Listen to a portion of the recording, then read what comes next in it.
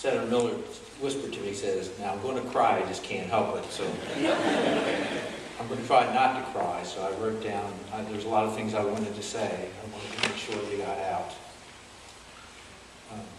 A life is well lived if the world, or at least the part of it you inhabit, is better for you having been there. By that measure, Walter Baker's life is a very good life. I was fortunate in my life to have two great men mentor and teach me. My father, who passed away a couple of years ago, and Walter Baker. Both of them came from very little and accomplished very much. As the Reverend said, Walter grew up on a small farm outside of Port Deposit, one of 12 children. I was kidded him that so long as his family members voted for him, he could always get reelected.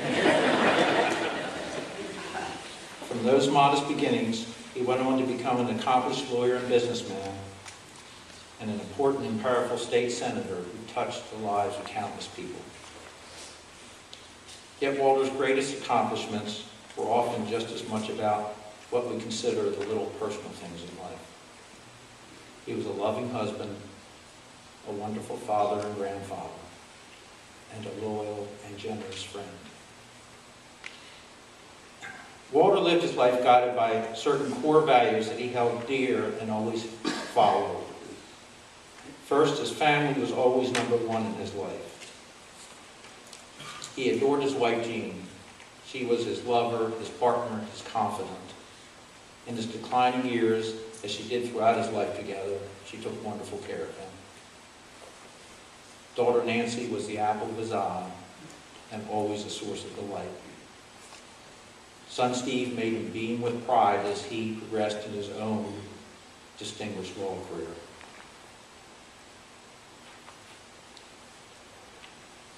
He loved them both dearly and was most thankful that they each had found happiness in their own life's partner.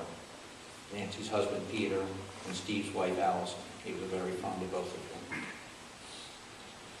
He loved and was extremely proud of his 8 grandchildren and 3 great-grandchildren. His family was his greatest source of enjoyment in life. He deeply cared and loved each one of you. Walter was always mindful of others. When I came to Elkton 37 years ago, straight out of law school, I was hired as the 8th lawyer in what was then Baker, Lockhart, Russell, and Herman. For various reasons, within a relatively short period of time, suddenly the law firm was just Walter and myself, and he was spending much of the year in Annapolis as a state senator. Shortly thereafter, Steve graduated from law school and became a lawyer. Walter could have turned everything over to Steve. I wouldn't have had any say in it. Instead, the firm became Baker and Thomey, and he sold the office building to Steve and I, and even held the mortgage himself. It was the best investment I ever made. That was Walter, always fair and considerate of everyone. Walter also always treated everyone with dignity and respect. He treated the person who came to the office for free legal advice because he or she couldn't pay for it with as much respect as he treated the governor or the chief judge of the Court of Appeals.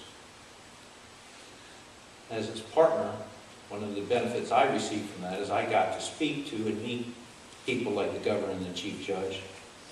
If I was around, Walter always made a point to introduce me. I never felt that I was Walter's equal professionally, but he always treated me as an equal. He treated everyone that way. Walter loved this country, the state of Maryland, and especially Cecil County and the Eastern Shore. There was no cause, if it benefited the community, that he wouldn't benefit. A nice side benefit for that for me was that we often got to play in golf benefits that were fundraisers. Those were sometimes a little frustrating for me. Walter always had a good short game around the greens. He was also equally adept at hitting a golf club with a left-handed golf club or a right-handed golf club. And it was frustrating for me that sometimes, even though he was a left-hander, he would pull out a right-handed golf club and hit the ball closer to the pin than I did. But that was Walter.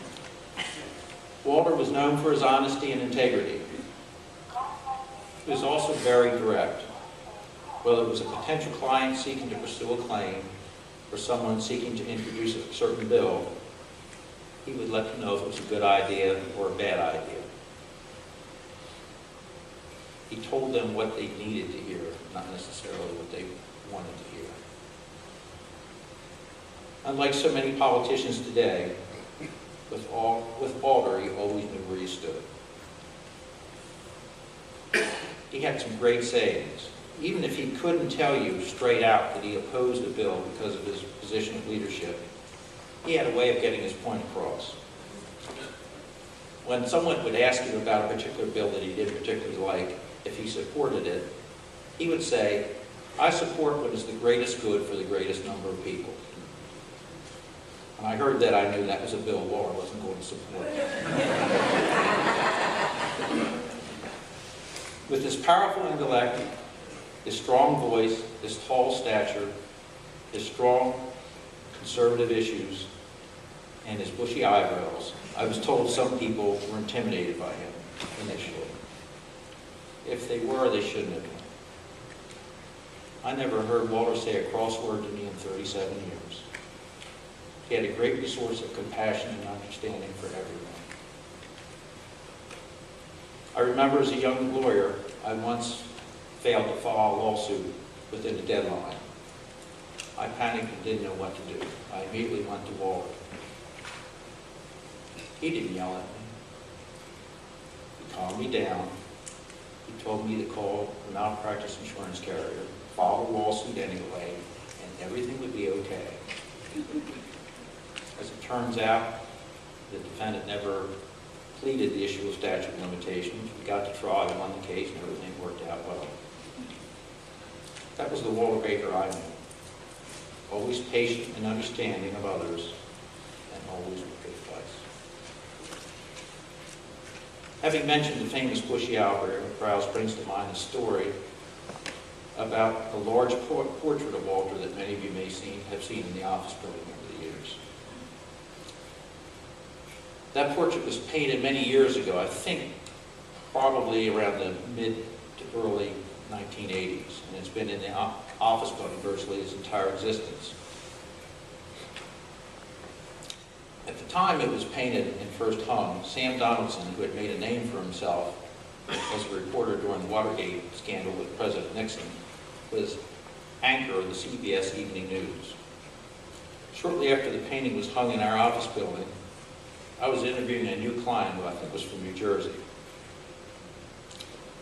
I recall as the interview concluded, he said to me, "I have one other question I would like to ask you that's not related to the case."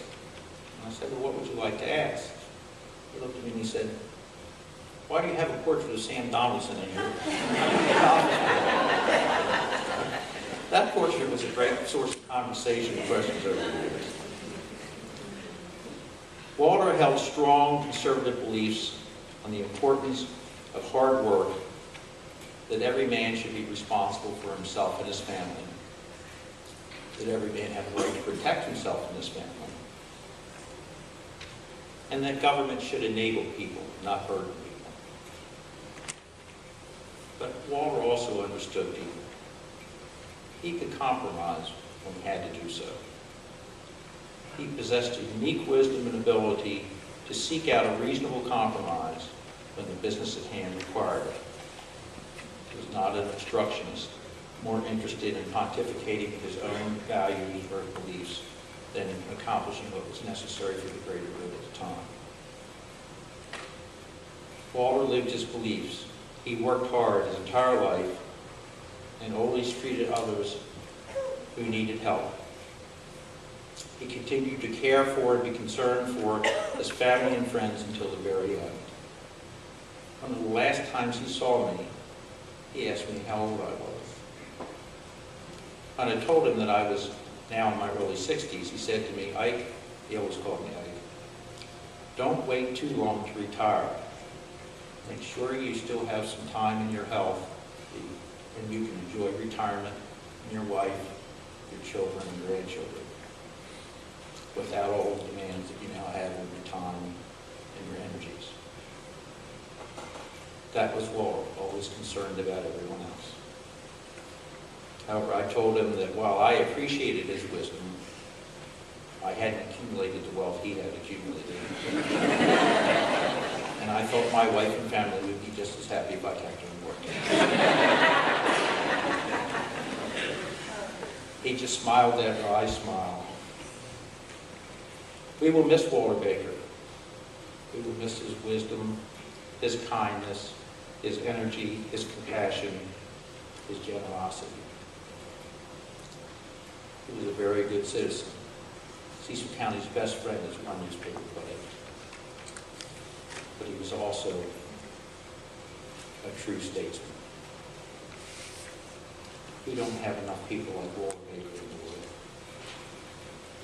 We can only hold tight to the fond memories now and thank God for the gift to us of Walter Baker.